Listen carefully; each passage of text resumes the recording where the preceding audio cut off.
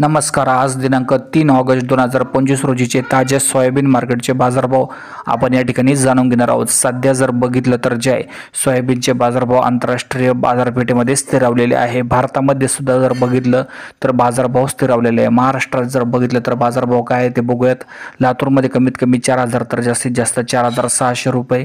यानंतर हिंगोलीमध्ये कमीत कमी जर बघितलं तर 3,900 तर जास्तीत जास्त 4,400 रुपयेपर्यंत मार्केट या ठिकाणी आहे. यानंतर नगर जिल्ह्यामध्ये कमीत कमी 4,000 तर जास्तीत जास्त 4,400 रुपये. यानंतर बीड जिल्ह्यामध्ये कमीत कमी 3,900 तर जास्तीत जास्त 4,600 रुपये.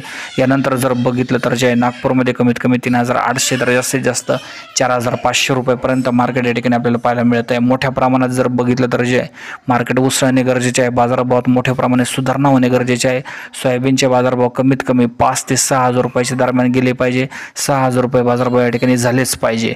बाजारभावात मोठी सुधारणा होणे अत्यंत गरजेचे आहे. धन्यवाद.